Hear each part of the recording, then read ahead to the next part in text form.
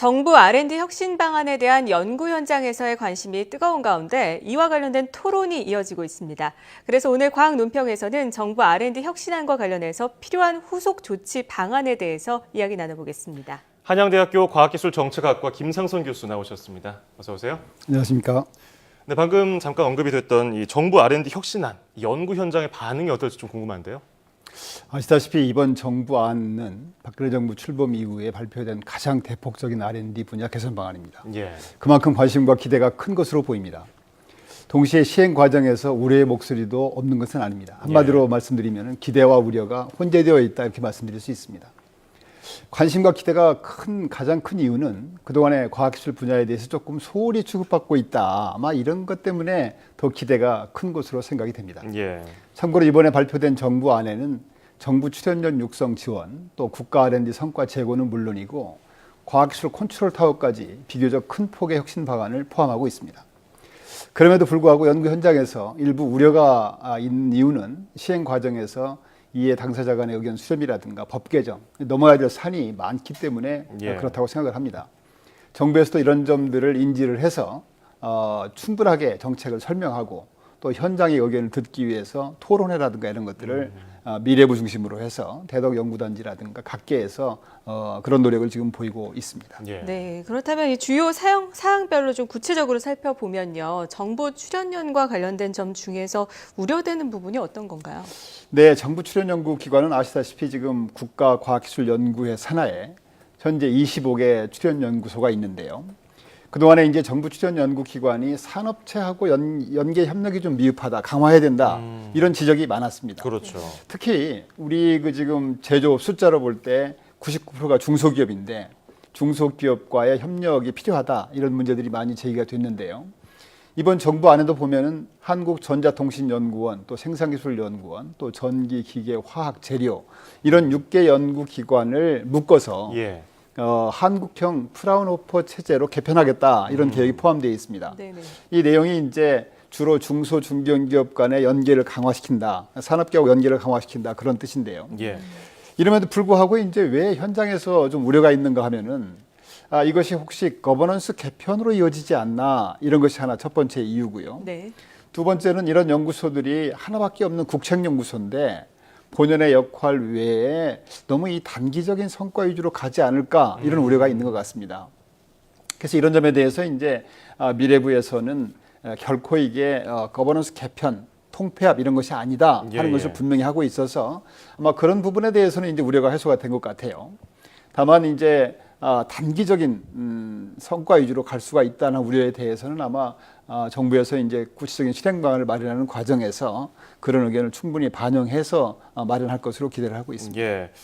자, 일단은 국가 R&D 성과 제고 이게 중요할 것 같은데요. 이 현장 반응이 어떤가요? 아시다시피 이제 정부 R&D 규모가 지속적으로 증가를 해서 금년 말 해도 정부 총 살림살이 규모의 5%, 한 18조 9천억이 지금 투입되고 있는데요. 뭐 당연하죠. 수입에 대한 성과를 높이는 문제는. 그래서 이번에도 이제 투자 확대에 따른 성과 제고를 위한 전략들을 좀 담고 있습니다. 그거는 뭐 제가 볼 때는 당연한 문제라고 생각이 되고요. 다만 이번에 이제 혁신안 속에 예상외로 기초연구 분야가 많이 취급이 안 됐어요. 그래서 그런 부분에 대해서는 조금 의아스럽게 생각하는 부분이 있어서 아마 실행 방안을 만드는 과정에서 그런 것들이 충분히 배려해야 되지 않나 이렇게 생각을 하고 있습니다. 네. 근데 이번 혁신안 중에서 가장 크게 관심이 모아지는 부분이 과학기술 컨트롤 타워를 어떻게 이 강화를 할 것인가에 대한 것인데 여기에 대해서는 어떻게 보십니까?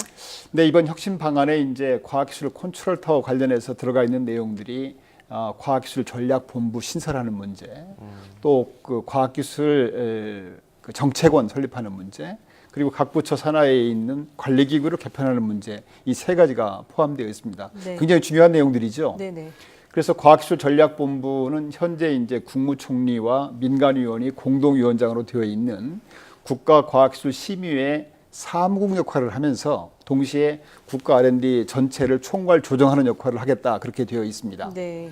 그러니까 당초에 아마 이것을 어디에 두느냐 굉장히 고심했던 것 같아요. 예. 청와대 밑에 두는지 국무총리실 밑에 두는지 많이 고민해서 결론적으로는 미래부 산하에 두고 다만 조직과 인사를 독립적으로 운영하겠다 이렇게 돼 있습니다. 네. 그러니까 이게 이제 제대로 작동하기 위해서는 적어도 예전에 그 통상교섭본부와 같이 이 장관급으로 해야 된다 이런 목소리가 현장에서 네, 많이 아무래도 있습니다. 그렇겠네요. 네네. 예. 두 번째 이제 과학기술 정책원 설립 문제는 이제 과학기술 발전이 가속화되고 융복화되니까 국가 차원에서 어떤 싱크탱크가 필요하다 이런 지적이 많았어요.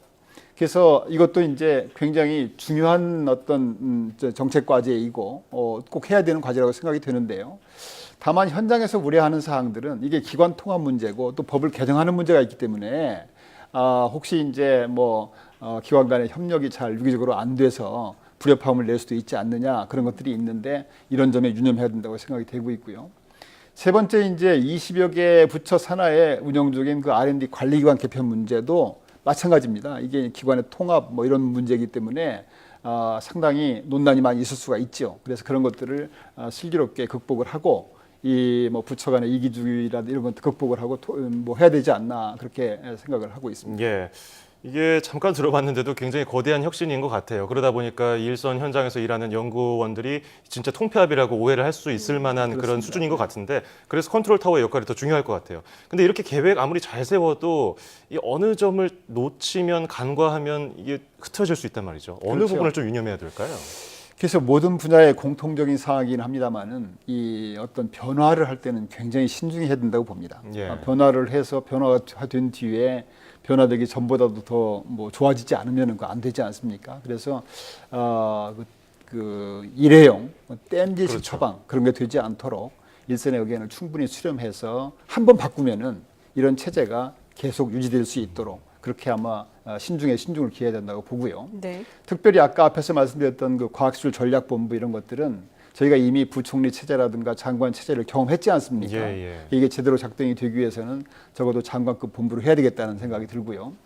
두 번째는 이번에 이제 이게 과학기술이 국가의 미래이기 때문에 이런 문제이기 때문에 각 부처나 관련 기관에서도 부처 이기주의 또 기관 이기주의 이런 걸 다 떠나서 지혜를 모으고 힘을 모아야 되겠다 이런 생각이 이것도 듭니다. 중요할 것 같아요. 네. 예. 아울러서 이제 이런 과정에서 법 개정 사항도 있는데 국회에서도 여야를 떠나서 초당적으로 힘을 모아서 아마 이 과제들을 이행해야 되지 않나 생각이 됩니다.